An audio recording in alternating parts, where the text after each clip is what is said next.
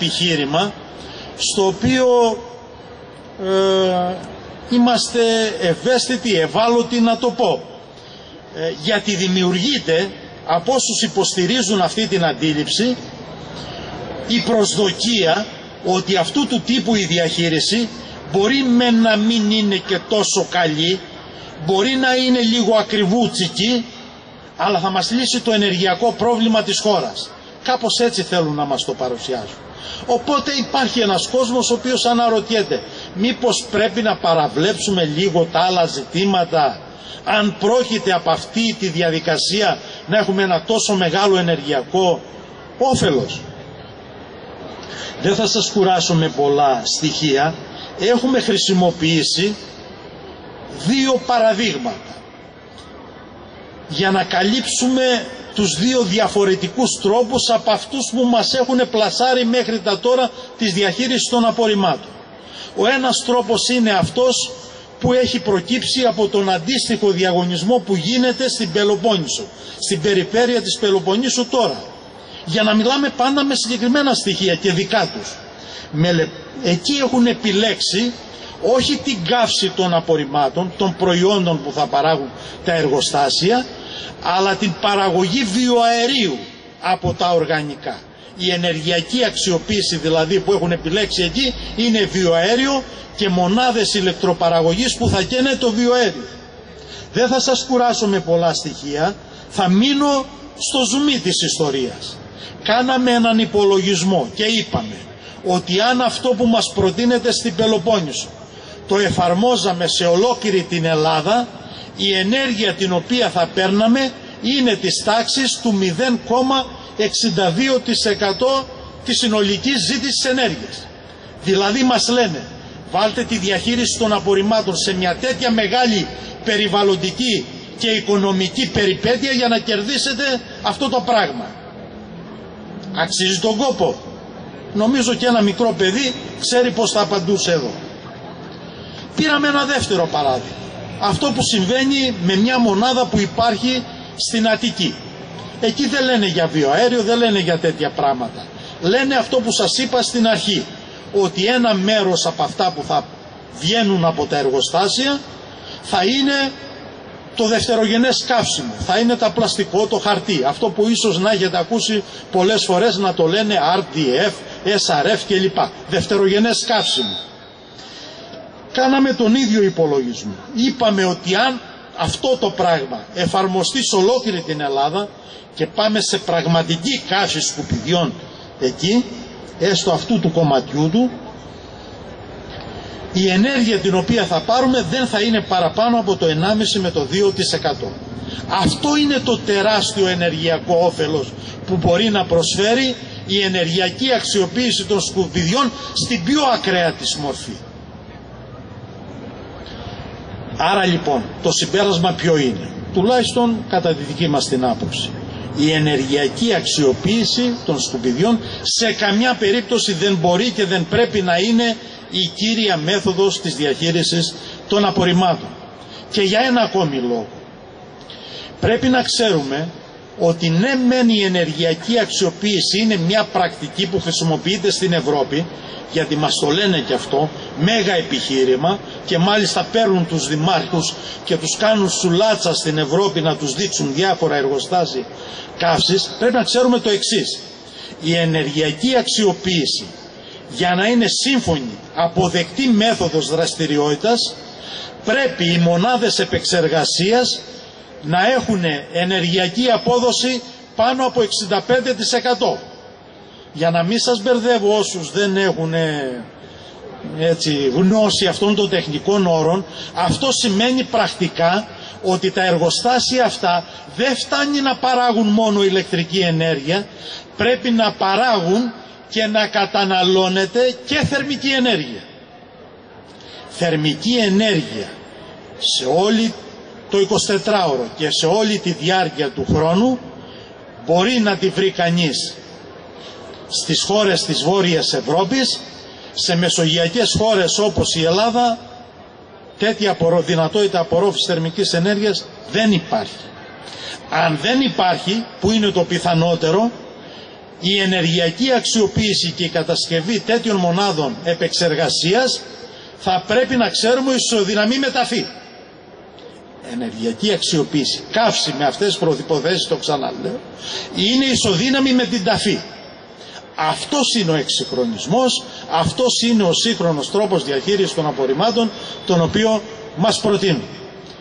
Τελειώνω εδώ.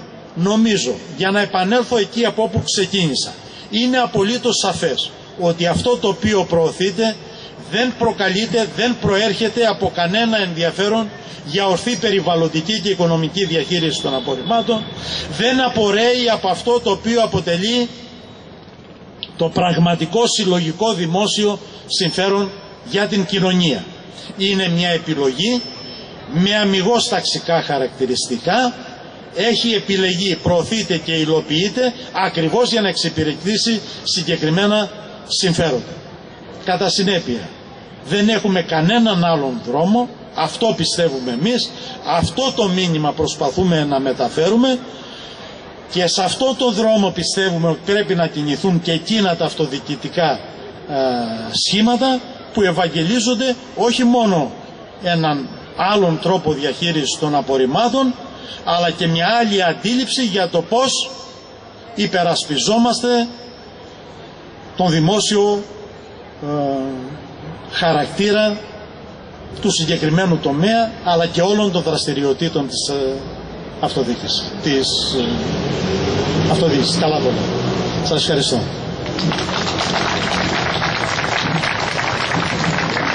Λοιπόν, μετά από αυτή την λεπτομερέστατη και θεωρώ άκρως ενδιαφέρουσα τοποθέτηση του Τάσου, θέλω να πω ότι όποιος έχει κάποια ερώτηση ή θέλει να κάνει μια τοποθέτηση μπορεί τώρα.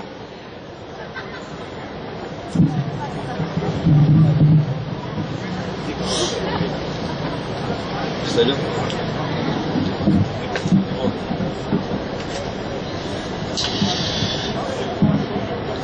Η μόνη ανακύκλωση που γίνεται σε αυτόν εδώ τον τόπο είναι η ανακύκλωση των παραγόντων.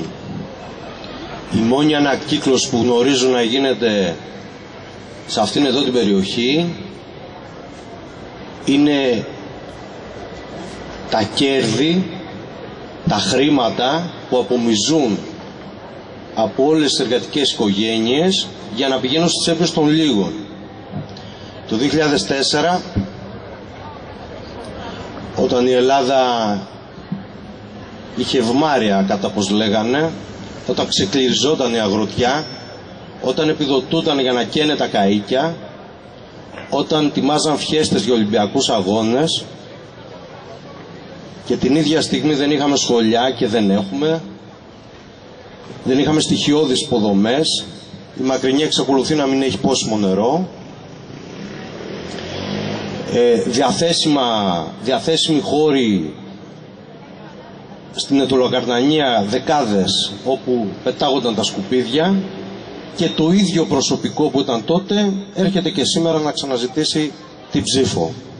Το 2004 σε αυτό εκείνο το σημείο είναι η ζωή στον απέναντι. Ο νυν βουλευτής Πασόκ και πρώην υπουργός μνημονιακός Μωραΐτης, στην ίδια πολιτική οικογένεια με τον δήμαρχο, οι οπαδοί του από κάτω φωνάζανε το σύνθημα «Πάρτι, πάρτι» στις 7 του Μάρτη. Το πολιτικό γκαλά που γίνει απέναντι, σε αντιπαράθεση με αυτό που προσπαθήσαμε να κάνουμε εμείς σαν λαϊκή συνέλευση ανυπότακτο Αγρίνιο. Η δημοκρατία, η κοινωνία, το κίνημα, η προσπάθεια για μια θετική αφήγηση θέλει κόπο. Δεν είναι έτοιμα, δεν είναι έτοιμη μας σημαίνει τροφή, δεν βάζουμε τα ταγεράκια, τα κουστούμάκια και καθόμαστε για να μας δουν και να τους δούμε, αλλά απαιτεί πολύ μεγάλη προσπάθεια. Προσπάθεια για να αντιληφθούμε ότι μέχρι τώρα πηγαίναμε λάθος ως κοινωνία. Και πρέπει να βάλουμε πλάτη, και να βάλουμε πλάτη όλοι, και να μην περιμένουμε από κανένα διαχειριστή, να αξιώσουμε νέους όρους αξιοβίωτης ζωής για μας και για τα παιδιά μας. δεν έχουμε την πολυτέλεια πλέον να αντιμετωπίζουμε τα πράγματα με μια γραμμική αντίληψη αύξησης του ΑΕΠ και τα λοιπά. Πρέπει να τα ξεχάσουμε αυτά. Και πρέπει να ξεχάσουμε και την ήττα ενδεχομένως που κουβαλάμε όσοι προερχόμαστε και όσοι είμαστε και παλεύουμε στον χώρο της αριστεράς. Πρέπει να προσπαθήσουμε να έχουμε μια θετική αφήγηση και ένα όραμα καινούριο για τον κόσμο. Άκουγα τους απέναντι που είχαν κομμάτια της Καραΐνδρου από ταινίες του Αγγελόπουλου. Αν ζούσε ο Μακαρίτης ο Αγγελόπουλος μάλλον θα κλαίγε βλέποντάς το ότι τα χρησιμοποιούν για τέτοιες παραστάσεις. Πρέπει να ξαναπιάσουμε το νήμα. Συμπολίτες, πρέπει να κοπιάσουμε και πρέπει να το κάνουμε όσοι μπορούμε περισσότεροι.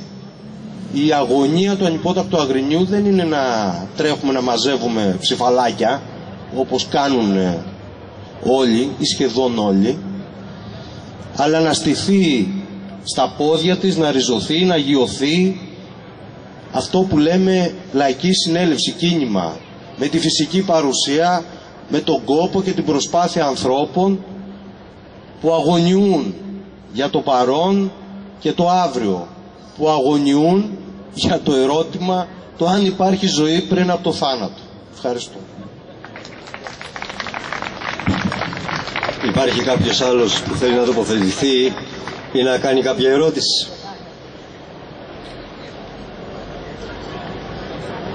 Λοιπόν, να πω δύο πράγματα και να κλείσουμε. Από την Κυριακή που καταθέσαμε το ψηφοδέλτιο μέχρι και σήμερα, για μας έχουν πει πολλά. Εμείς δεν είπαμε. Θα μου επιτρέψετε σε αυτή τη συγκέντρωση εδώ σήμερα να αφιερώσω σε όλους τους συντρόφους και σε αυτούς που βρίσκονται στο ανυπότακτο Αγρίνιο και σε αυτούς που όλα αυτά τα χρόνια βρεθήκαμε σε αυτήν εδώ την πλατεία και σε αυτούς εδώ τους δρόμους αυτής εδώ της πόλης να αγωνιζόμαστε για τα δημόσια αγαθά, έτσι όπως τα διεκδικεί ακόμα και σήμερα η κοινωνία και θα τα διεκδικεί πάντα. Να αφιερώσω ένα βιντεάκι το οποίο είχα ξεκινήσει να το φτιάχνω όταν είχαν ξεκινήσει οι αγώνες για το νερό, για τα χαράτσια, για τη ΔΕΗ. Δεν τέλειωσε, είναι μεταλλές, έχει και ένα λάθος στην αρχή. Τότε η παραγωγή ήταν για την κοινότητα, ήταν η εφημερίδα που έβγαζα. Είναι 5 λεπτά, δεν είναι πολύ. Αν δεν το παίξει το λάπτοπ και αν δεν ακούγεται καλά, είναι ένα ποίημα το οποίο θα το απαγγείλω. Ελπίζω να το παίξει και να μην χρειαστεί να απαγγείλω. Το αφιερώνω λοιπόν σε όλους αυτούς που όλες αυτές τις μέρες είπαν διάφορα με πάρα πολύ συντροφικότητα. Για σας λοιπόν, σύντροφοι.